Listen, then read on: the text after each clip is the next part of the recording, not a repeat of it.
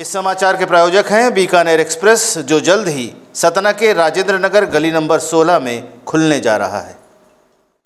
नमस्कार, मैं हूं केशव तिवारी और विशाल खबर के चर्चित चेहरे कार्यक्रम में आज हम आपका तारुफ, आज हम आपकी मुलाकात एक ऐसी शख्सियत से कराने जा रहे हैं जो गांव की चौपाटी से निकलकर बॉलीवुड की दुनिया में आज एक खास मुकाम बना चुका है। और ये विंध्य क्षेत्र के लिए, ये हमारे मध्य प्रदेश के लिए भी एक गौरव का विषय है कि एक गांव का बच्चा जिसने गांव की धूल में, गांव की पगडंडियों में अपना बचपन बिताया हो, उसके बाद उन पगडंडियों से निकलकर संघर्ष करके बॉलीवुड, हॉलीवुड की दुनिया में अगर वो अपना मुकाम बना रहा है तो निश्चित तौर पे उसके अंदर कोई काबिलियत होगी, क्योंकि बॉलीवुड में या फिल्म की दुनिया में कामयाबी वही हासिल कर सकता है जिसके अंदर काबिलियत होगी, क्योंकि बुजुर्गों के नाम पे या पैतृक सत्ता के नाम पर फिल्मी दुनिया में कोई बहुत दिनों तक राज नहीं कर सकता। तो आइए हम आज आपकी मुलाकात करा रहे हैं उचेहरा के करही कला गांव के धनीराम प्रजापति से, जिन्होंने आज की तारीख में कई फिल्में कर रखी हैं। कई फिल्मों में उन्होंने अभिनय किया है, कई फिल्मों में वो हीरो रहे हैं, कई फिल्मों के वो साइड हीरो रहे हैं और कई फिल्मों में उनकी अपनी महत्वपूर्ण भूमिका रही है। तो आइए आज हम धनीराम जी से आपकी बातचीत कराते हैं। तो धनीराम जी, बहुत बहुत स्वागत है आपका हमारे इस विशाल खबर स्टूडियो में। Thank you so much sir. सभी ऑडियंस को नमस्कार। और हम यहाँ पे बैठे हैं तो अब कुछ बातचीत होंगी, सर से रूबरू होंगे, मज़ेदार किस्से होंगे। तो धनीराम जी, जैसा कि हम आपके बारे में जान पा रहे हैं कि आप एक गांव, माने बिल्कुल विशुद्ध गांव की पृष्ठभूमि से निकले हुए व्यक्ति हैं और आपने एक चलचित्र की दुनिया में, फिल्मी दुनिया में अपना मुकाम बनाया है। तो मैं उन सारी चीज़ों को तो जानूंगा ही, लेकिन मैं जानना चाहता हूं कि आपकी प्रारंभिक ज़िंदगी कैसी रही, प्रारंभिक शिक्षा कैसी रही, माध्यमिक शिक्षा कैसी रही और स्कूलिंग कहाँ से रही, कैसे रही, और तो वो मैं जानना चाहता हूँ कि कैसे बीता है आपका दिन। प्रारंभिक लाइफ वैसे ही जो गांव में एक पले बड़े बच्चे की होती है वैसी मेरी भी रही। और हाँ, ये हो सकता है कि एक होता ना कि गांव में कुछ स्पेशल बच्चे होते हैं, तो शायद आई डोंट नो कि मैं रहा हूँगा या नहीं, दैट्स वाई मैं यहाँ हूँ। और मेरे बहुत सारे दोस्त जैसे सब स्कूल में पढ़ने जाते थे वैसे मैं भी पढ़ने जाता था। घर में जब हम छोटे थे बकरियाँ थी, बकरियाँ चराने जाते थे। और एक हमारे गांव में स्कूल है, अभी चल रही है शायद, सरदार पटेल माध्यमिक स्कूल है, जहाँ से मैंने प्रारंभिक शिक्षा ली है। और वहीं से अपना ये जो स्कूल में यूथ फेस्टिवल और एनुअल फंक्शन होते हैं उसमें वहाँ से मैंने पार्टिसिपेट करना शुरू किया और मोटिवेट करते गए टीचर, और मैं आगे निकलता गया।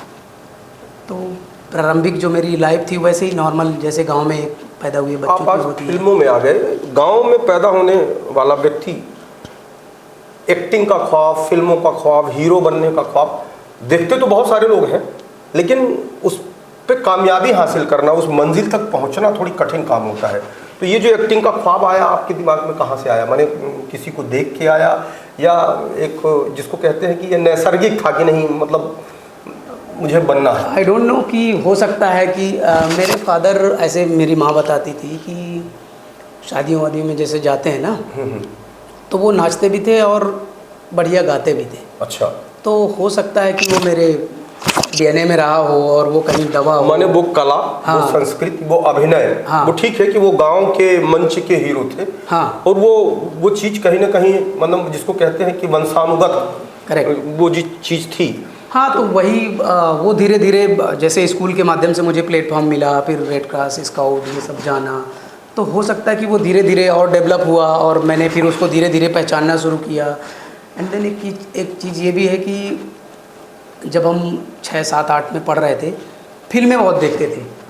तो हमारे गांव में एक छोटा सा वीडियो हॉल होता था जिसमें वो डीवीडी और ये सीडी का क्रेज़ था। तो वो लेके आते थे और हम घर से भाग के चुपचाप रात को फिल्में देखते थे। इतनी फिल्में देख डाली ना कि उस टाइम के जो एक्टर मिथुन गोविंदा और इनकी फिल्में लगभग सब फिल्में हमने देखी है वो VCR पे।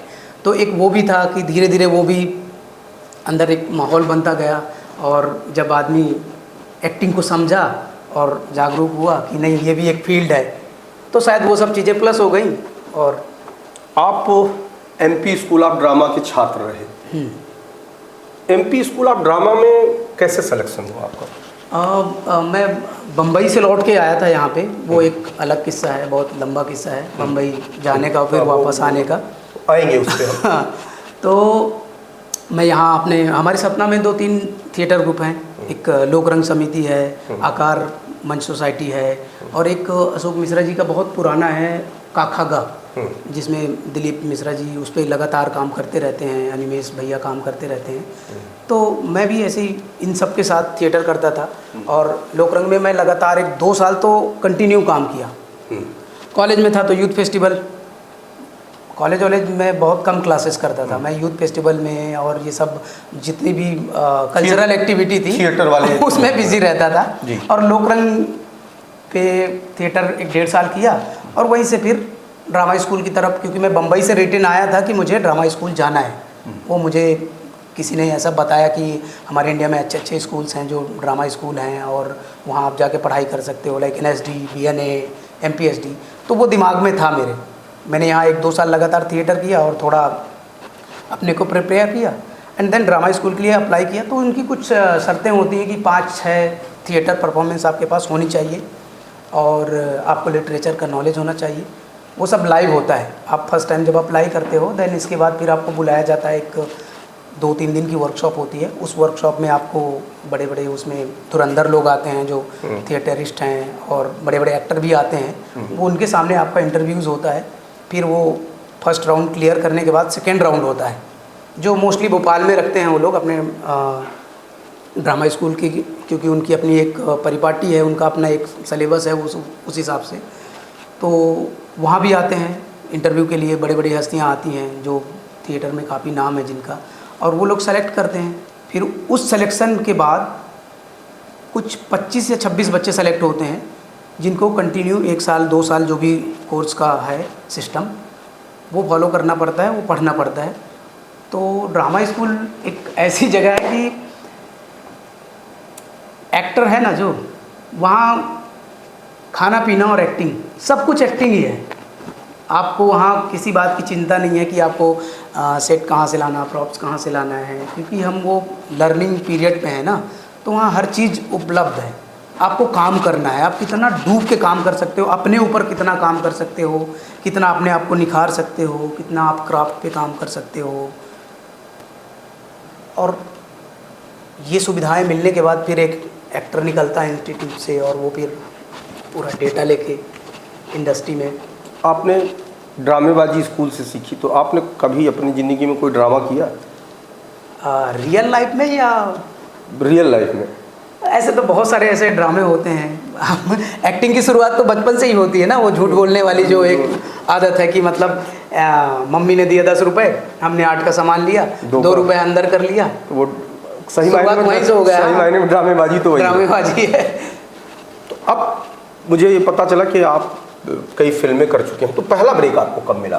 मैं 2018 में यहाँ से वापस गया था ड्रामा स्कूल की इंटर्नशिप करने के बाद जी। और कुछ 3 महीने में, मार्च के महीने में, होली के आसपास मुझे एक सीरियल में ब्रेक मिला था जी।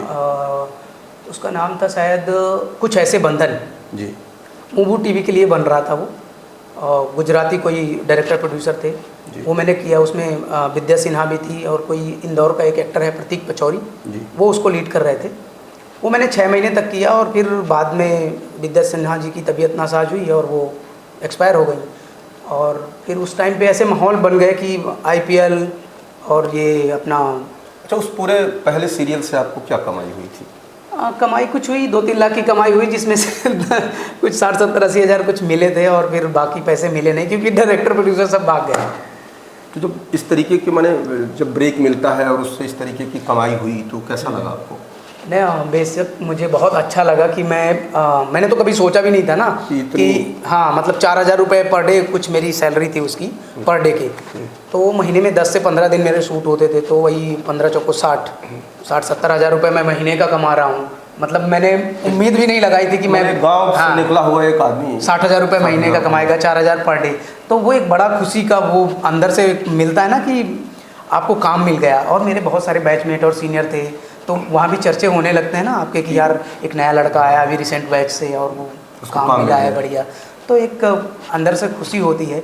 और मुझे एक चीज़ उस सीरियल से मिली कि मैं एक नया लड़का था, ट्रेनिंग तो थी मेरे पास, बैकअप मेरे पास बहुत था एक्टिंग का, पर मैंने उतने बड़े कैमरे कभी फेस नहीं किए थे। तो उस 6 महीने में मैंने जब ये सब पेमेंट डूब गई और ये हुआ, तो मुझे एक चीज़ रियलाइज़ हुआ कि यार ये मेरी वर्कशॉप थी। मैं कैमरा फेसेस कर रहा था जो मेरी आगे काम आएंगे।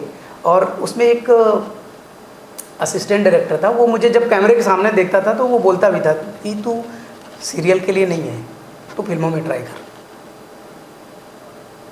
तो मैंने ये सोचा कि चलो कम से कम मैंने डबल एंगल और जितने शॉट्स होते हैं कैमरा जम के फेस किया। अब तक आप कितनी फिल्मों में काम कर चुके हैं? हाँ, फिल्में या यूँ कहें कि पहली फिल्म आपकी कौन सी थी? पहली फिल्म मेरी शायद वही गनचक्कर जो मैंने बताई, गनचक्कर। हाँ, गनचक्कर राजपाल दादा और मनोज जोशी जी के साथ, वो करी थी मैंने। और फिर जोरम करी, जोरम के पहले एक और फिल्म करी थी। जोरम में कौन था? हाँ, जोरम की star cast Manoj Bajpayee sir थे जी। मैं उन्हीं का एक कंक्रीट सिटी में काम करने वाला एक वर्कर जो उनकी हेल्प करता है। वो वहाँ से भाग के आते हैं झारखंड से, और यहाँ वो फंस जाते हैं चक्कर में, क्योंकि वो जो कहानी है ना, आप जब फिल्म देखेंगे तो पता चलेगा कि एक आदिवासी है जिनको माओवादी बोलते हैं, तो उनके अंदर भी पैसेंस होता है, उनमें भी रहम दिल वाले होते हैं। तो एक घटना होती है जिसमें वो जो मनोज बाजपेयी सर का कैरेक्टर है, वो बोलता है ये मेरे बस की बात नहीं है, मैं इतना बेरहम दिल नहीं हूँ, मैं ये सब नहीं कर सकता। वो किसी नेता के थ्रू होता है और वो वहाँ से अपनी बच्ची को लेके भागता है, यहाँ शहर आता है, और वहाँ उस नेता के लड़के का मर्डर हो जाता है, वो आदिवासी लोग मार देते हैं। और वो लोग ब्लेम कर देते हैं कि वो जो बम्बई भागा है वो मार के गया है, नेता उसके पीछे लग जाती है। तो उसको ढूंढते ढूंढते यहाँ तक आती है, बम्बई तक। और वो बम्बई में हम कंस्ट्रक्शन साइट में काम कर रहे होते हैं, वहाँ उनकी बीवी का वो मर्डर करा देती है। तो वो शाम को कुछ ऐसे जब आते हैं घर, पूरा पुलिस फोर्स लग जाता है। मर्डर करने के बाद वो, क्योंकि नेता है वो तो पावरफुल है, तो पुलिस उनके पीछे पड़ी हुई है। तो वो लास्ट टाइम हमारे पास आते हैं और बताते हैं, पूछते हैं कि मेरी वाइफ को किसने मारा। तो हम इतने डरे होते हैं तो हम ज़्यादा बातचीत नहीं करते, बस बच्चे को लेते हैं, बच्चे पे खून लगा होता है, उसको पीने के लिए दूध देते हैं। बिकॉज़ मेरी भी एक वाइफ है, मेरा भी एक बच्चा है। तो मेरी वाइफ उसको बोलती है कि आप यहाँ दोबारा मत आना, हमारा भी एक बच्चा है, तुम्हारे चक्कर में हम पकड़े गए तो क्या होगा हमारा। तो वो ऐसी कहानी है। देन फिर वो वहाँ से भागते हैं और मारते मूरते फिर ट्रेन में पकड़ के वो आदमी जहाँ से चलता है वो वहीं पहुँच जाता है। ये जोरम, अब तक आप कुल कितनी फिल्में मैंने कर चुके? जोरम करी, फिर मैंने ये एक्टिंग का भूत करी, और मसाबा फिल्म करी, और भोला करी मैंने।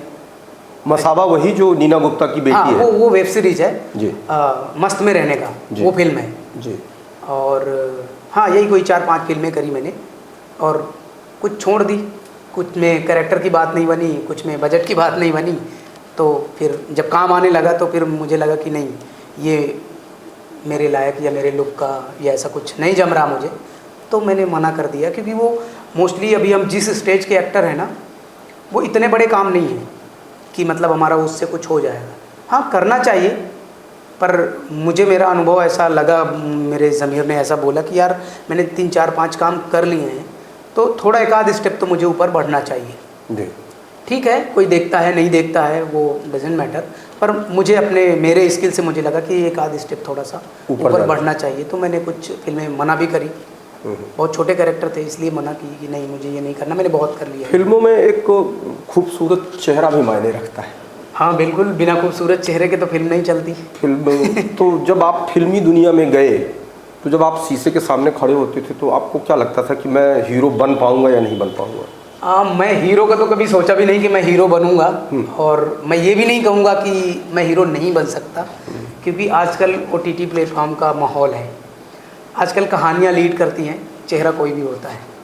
तो अगर ईश्वर की कृपा रही या किसी डायरेक्टर की ऐसे नज़र पड़ी तो मैं भी वो संभव है कि हो जाएगा, कभी मैं एज लीड फिल्में कर सकता हूँ या नहीं भी कर सकता, ये वक्त पे हम छोड़ के अच्छा, आप चलते हैं। फिल्मों तक पहुँचे, आज आपने कई फिल्में कर ली, मैंने आपको शोहरत मिली, अब आप एक नामचीन चेहरे हो गए हैं, लेकिन इतना सब करने के पहले कुछ संघर्ष की भी दुनिया रही होगी। तो वो कुछ संघर्ष जो थे आपके, जो ऐसा लगता है कि जो बताने लायक है। मैंने कई बार ऐसे संघर्ष होते हैं जो बताने लायक नहीं होते, कई बार ऐसे संघर्ष होते हैं जो बताने, तो जो संघर्ष रहा ये फिल्मी दुनिया के में पहुंचने के पहले तक का, वो ऐसे कुछ संघर्ष क्या? ऐसे बहुत सारे अलग अलग किस्से हैं हर स्टेज में, क्योंकि हमारे पास उस वक्त तो पैसा होता नहीं था इतना जी। तो मैं कॉलेज के फाइनल ईयर फर्स्ट ईयर में था, 12वीं क्रॉस किया मैं फर्स्ट ईयर में। सडनली मेरा ये हुआ कि यार अब बहुत हो गया, मुझे बम्बई जाके ये चीज़ें ढूंढनी पड़ेगी, क्योंकि हम जो फिल्में देखते थे उनमें तो जो हमारे साथ देखने वाले होते थे वो बोलते थे यार फिल्में तो बम्बई में बनती हैं। हाँ, सतना में तो बनती नहीं है, करही में तो बनती नहीं है। तो वो भी कहीं ना कहीं जहन में था और मैं 12th क्रॉस करने के बाद मैं 4 अप्रैल 2009 को निकल गया बम्बई एक दोस्त के साथ। अब बम्बई छोटी हो तो समझ में आए, बम्बई में रहने वाले को नहीं पता कि बम्बई कितनी बड़ी है। तो बस वही स्ट्रगल के चक्कर में मैं दोस्त के साथ फिर होटलों में जुड़ गया। बम्बई में मैं कहाँ रहूँगा, क्या खाऊँगा, किसी से न जान ना पहचान। मेरा फोकस क्लियर था कि मुझे जाना फिल्मों में है, जाना फिल्मों में है, लेकिन उस फिल्मों में जाने का रास्ता वो ढूंढ रहा था मैं, वो खोज रहा था। तो मैं होटल में घुस गया, दोस्त के साथ मैंने काम करना शुरू किया। तो वही वेटर का काम करना शुरू किए। वहाँ के जो कुछ नामचीन होटल हैं, माइफियर, कापर चिमनी, ब्लू सी, ग्रांड हयात, ताज, ओबेरॉय, यहाँ सब जगह मैंने कुछ तो अल्टीमेटली जो फिल्मों में जाने का रास्ता मिला आपको, क्या इन्हीं होटलों से मिला या कहीं और से? मैं कह सकता हूँ कि मुझे होटल से ही मिला, बिकॉज कि हम जो ब्लू सी होटल पे काम करते थे वहाँ का जितना भी फूड का काम था वो यशराज कंपनी का ठेके पे था। तो वहाँ से जितने बच्चे जाते थे वो मोस्टली बेटर होते थे। उनमें शायद मैं एक ऐसा आदमी था जो मैं ये तलाशने के लिए जाता था कि मुझे वहाँ से कोई लीड मिले जहाँ मैं फिल्मों की तरफ घुसूँ, एंट्री मारूँ। तो वहाँ 2011 में वो अनफॉर्चुनेटली मैंने बताया कि मुलाकात हुई प्यार इम्पॉसिबल के डायरेक्टर से, मैंने बात की, वहाँ से मुझे थोड़ी सी एक किक पॉइंट मिली और मैं फिर 13 में लास्ट 13 तक वापस आ गया यहाँ। फिर मैंने थिएटर करना शुरू किया और ड्रामा स्कूल गया एंड देन फिर मुंबई गया। आगे की क्या योजना है धनी राम जी आपकी? आगे की योजना, मैं तो अभी स्टिल की अभी मुझे एक्टिंग करना है। मैं थोड़ा बहुत लिखता हूँ, अपने गुरुओं के आशीर्वाद से मैंने थोड़ा बहुत स्क्रीन प्ले लिखना सीखा है, तो वो भी मैं करता रहता हूँ बीच बीच में। कभी अभी एक रिसेंटली मैंने सुधीर शर्मा जी के लिए एक फ़िल्म लिखी है, द ग्रेट सुल्तान। ये द ग्रेट सुल्तान एक डाकू था 1928 के ज़माने का, यंग फ्रेडी के टाइम का, तो उसकी बायोपिक लिखी है मैंने। वो शायद कुछ हिस्सा शूट हो गया है, अभी कुछ होना बाकी है। तो ऐसे ही है कि एक्टिंग में तो जो काम आ रहा है वो मैं कर रहा हूँ, और लिखने का जो मौका मिलता है वहाँ मैं लिखता भी हूँ, घोस्ट राइटिंग भी कर लेता हूँ। अगर बड़े स्टार बन गए तो चेहरा और करही कला याद रहेगा तो भूल जाएगा? ये बिल्कुल नहीं भूलेगा, क्योंकि ये मेरी रूट्स हैं, और जो आदमी अपने रूट्स से कट जाता है फिर वो किसी काम का नहीं रहता। तो मैं ये कह सकता हूँ कि अगर मैं बम्बई में जैसे 1 साल रहा, 2 साल रहा, मैं बोर हो जाता हूँ, तो फिर मैं अपनी तरफ आता हूँ रिचार्ज होने के लिए। शायद कभी नहीं भूल पाऊँगा कि ऊँचेहरा, करही कला, सतना और जो मेरे फ्रेंड सर्कल के लोग हैं, ये शायद मैं नहीं भूल पाऊँगा, और मैं हमेशा आऊँगा यहाँ। लेकिन आप अगर देखें तो आज की तारीख में जितने भी नामचीन हीरो हैं वो कामयाबी मिलने के बाद अपना गांव, अपना शहर, अपना ज़िला करीब करीब भूल ही जाते हैं। ये मैं तो उनको नहीं कह सकता कि वो क्यों भूल जाते हैं, ये अपना उनका परसेप्शन है, उनकी अपनी सोच है। बहुत लोग आइडेंटिटी छुपा लेते हैं, नहीं बोलते। सतना से मैं अकेला एक्टर नहीं हूँ, बहुत सारे एक्टर हैं जो काम कर रहे हैं, अच्छा खासा इंडस्ट्री में काम कर रहे हैं। पर एक ये भी है कि हो सकता है कि आप, जैसे मैं जिस प्लेटफॉर्म पे बैठा हूँ, इस प्लेटफॉर्म के बारे में उनको पता ना हो, ये भी एक मैटर है। और बहुत लोग छुपा लेते हैं आइडेंटिटी कि नहीं ठीक है, हो गया, सतना से हम निकल के आ गए हैं, अभी हमारा ओहदा हो गया है, तो क्या करना है सतना को।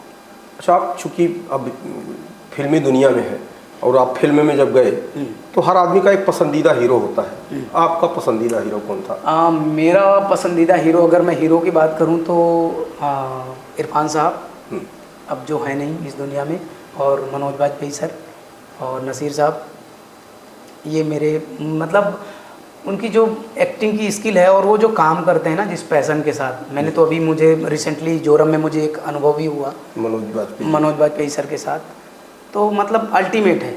मैं जब भी कोई ऑडिशन आता है ऐसा कुछ कि जो 2-4-10 दिन का कैरेक्टर है, तो उनके मैं सारे इंटरव्यू देखता हूँ कि एक्टिंग के बारे में उन्होंने क्या क्या बोला है ठीक है, एक मेरा परसेप्शन है कि मैं उसे कैसे करूँगा, लेकिन एक ये भी होता है ना कि जो हमारे आइकॉन हैं, जो हमारे अग्रज हैं, आगे हैं, काम कर रहे हैं, उनकी भी अपनी एक स्टोरी लाइन है, तो वहाँ से एक किक मिलती है कि नहीं, इस काम को ऐसे भी किया जा सकता है, इस काम को और अच्छे तरीके से किया जा सकता है।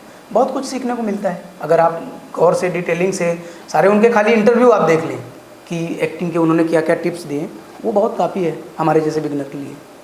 आपकी पसंदीदा हीरोइन भी कोई होगी? हीरोइन का तो मैं ऐसे नहीं कहूँगा, मुझे सारी हीरोइनें अच्छी लगती हैं, क्योंकि अदाकारी के मामले में, या देखिए वो अच्छी लगने में 2-3 कारण हो सकते हैं। किसी की आपको अदाकारी अच्छी लगती होगी। हाँ, मुझे दिव्या भारती की एक्टिंग बहुत अच्छी लगती थी, और आई थिंक गोविंदा जी के साथ रवीना टंडन ने बहुत सारे काम किए हैं, वो भी मुझे बहुत पसंद है। कुछ हीरोइन अदाकारी से अच्छी लगती हैं, कुछ खूबसूरत लगती नहीं होंगी कि नहीं? शायद मैं ऐसे मैं कभी हीरोइन को सामने से भी कई बार देखा, मैं खूबसूरती नहीं देखता कभी, मैं देखता हूँ कि यार इस बंदे ने या इस बंदी ने इस फिल्म में इतनी ज़बरदस्त एक्टिंग की है, यही है, मैं वो चीज़ देखता हूँ। हाँ, बाय नेचर वो खूबसूरत हैं, उसमें कोई दो राय नहीं है, और वो हर आदमी देखता है।